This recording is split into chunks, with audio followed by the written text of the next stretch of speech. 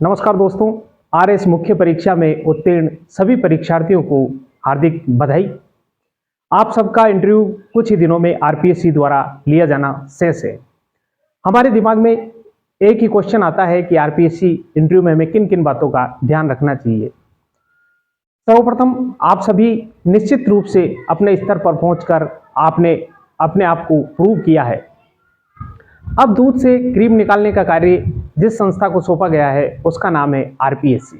जी हाँ, आरपीएससी द्वारा अब आप में से ही बेहतरीन प्रत्याशी का चयन कर आरएस अधिकारी के प्रशासनिक दायित्व उसे सौंपे जाएंगे। इसलिए आप सभी भावी प्रशासनिक अधिकारी बनने की कतार में हैं, तो निश्चित रूप से आपके फैसले लोगों की जिंदगी में बदलाव लाने वाले होंगे। किसी गलत अभ्यर्थी का चयन ना हो जाए, प्रशासन की छवि धूमिल ना हो, प्रशासनिक सेवाओं की गरिमा बनी रहे, इसलिए बेहतर से बेहतरीन छांटने के लिए साक्षात्कार का आयोजन आरपीएससी द्वारा किया गया है। आप में से जो लोक प्रशासन के विद्यार्थी है वो साक्षात्कार के बारे में बहुत अच्छी तरीके से जानते हैं, लेकिन जो नए अभ्यर्थी है जिनका लोक प्रशासन सब्जेक्ट नहीं रहा, उन्हें साक्षात्कार के बारे में जानने की जरूरत है। सर्वप्रथम यदि हम बात करें तो सामान्यतः इंटरव्यू के दौरान ड्रेस, बॉडी लैंग्वेज, इन्हीं बातों पर चर्चा की जाती है। ये चीज़ें, ड्रेस और बॉडी लैंग्वेज, ये चीज़ें सामान्य चीज़ों में आ जाती है। एक प्रशासनिक अधिकारी इन चीज़ों से वैसे भी अवगत होता है, इसलिए इनसे हटकर यदि हम बात करें तो जैसे ही आपकी एंट्री इंटरव्यू के दौरान इंटरव्यू कक्ष में होती है तो आप असहज ना हो, यानी कि आप अपने आप को अनकंफर्टेबल महसूस ना करें।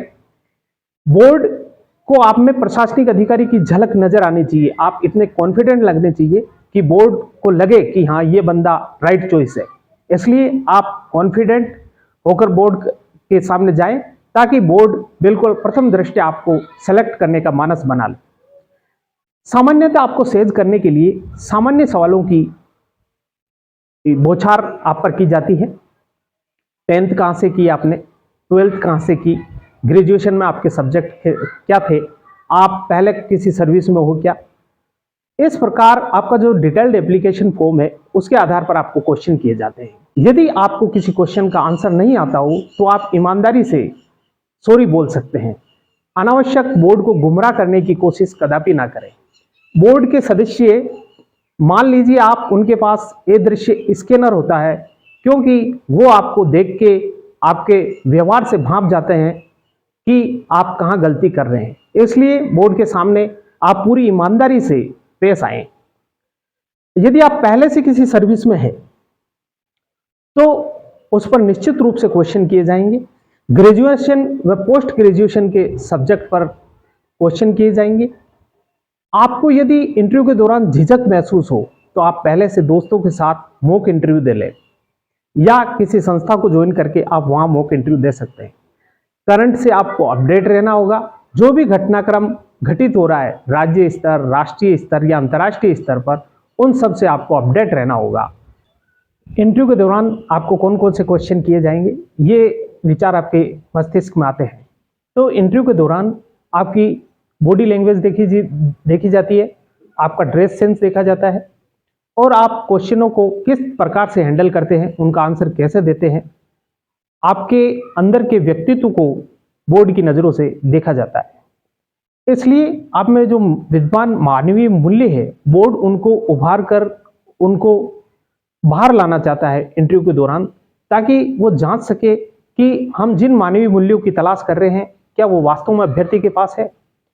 तो एंट्री के दौरान कई अभ्यर्थी असहज महसूस हो जाते हैं। आपको असहज बिल्कुल भी नहीं होना है, कॉन्फिडेंट होकर बोर्ड के सामने जाना है, ताकि बोर्ड को ऐसा लगे कि यही वो बंदा है जिसकी हम तलाश में है। तो आप पूरी तरह से कॉन्फिडेंट रहें ताकि बोर्ड आपको प्रथम दृष्टया ही सेलेक्ट कर ले। ये आपका बहुत ही प्लस पॉइंट है।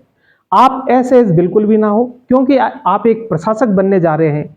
जब आप 5 लोगों के सामने ये असहज हो जाएंगे तो आप प्रशासन में जाने के बाद हजारों लोगों की भीड़ को कैसे हैंडल करेंगे। इसलिए आप पूरी तरह से कॉन्फिडेंट रहें। याद रखिए, बोर्ड आपके ज्ञान का नहीं, आपके व्यक्तित्व का मूल्यांकन कर रहा है। इसलिए आप अपने ज्ञान का अधिक बखान बोर्ड के सामने ना करें। आप में मानवीय मूल्यों का समावेश है या नहीं, बोर्ड यही देखता है। बोर्ड आपसे कई प्रकार के क्वेश्चन करेगा। शुरुआती क्वेश्चन आपके 10th कहाँ से की, 12th कहाँ से की, ग्रेजुएशन में आपके क्या सब्जेक्ट थे, विषयों से संबंधित नॉलेज को परखा जाएगा। आप पहले से जिस सर्विस में है उस पर आप क्वेश्चन अपने तैयार रखें, उनका आंसर तैयार रखें, ताकि बोर्ड द्वारा पूछे जाने पर आप उनके कॉन्फिडेंट होकर आंसर दे सकें। साथ ही मान लीजिए आप पूर्व में इंजीनियर है, तो प्रशासन में आप अपनी पूर्व की इंजीनियरिंग सेवाओं को कैसे उपयोग में लेंगे, ऐसे क्वेश्चन आपसे अपेक्षित है। इसलिए आप ऐसे क्वेश्चन का पहले से आंसर तैयार रखें। मान लीजिए रूस और यूक्रेन का जो युद्ध अभी चल रहा है, उसमें बोर्ड आपसे क्वेश्चन कर सकता है कि रूस और यूक्रेन का जो युद्ध चल रहा है, इसमें यूएनओ क्या कर रहा है, क्या यूएनओ को समाप्त कर देना चाहिए, विश्व शांति के लिए यूएनओ क्या प्रयास कर रहा है। तो ऐसे क्वेश्चन भी आप तैयार रखें। साथ ही ग्रेजुएशन और पोस्ट ग्रेजुएशन से रिलेटेड सब्जेक्ट से आपसे क्वेश्चन किए जाएंगे। आपसे पूछा जा सकता है कि आप आरएस क्यों बनना चाहते हो, आपको आरएस बनाने के कोई 5 कारण हमें गिनाइए।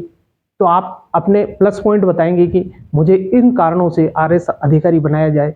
आपकी 5 कमियां पूछ सकते हैं, तो आप उन पर भी प्रशासन उनसे भी बोर्ड को अवगत करवाएं। साथ ही आप नियमित न्यूज़पेपर पढ़ें, स्तंभ लेखकों की जानकारी रखें, संपादकीय पृष्ठ भी आप पढ़ें, नियमित रूप से पढ़ें और सकारात्मकता से लबरेज रहें, अपना 100% दें। आपको प्रशासनिक अधिकारी बनने से कोई नहीं रोक सकता। आप सभी को एक बार पुनः बेस्ट ऑफ लक।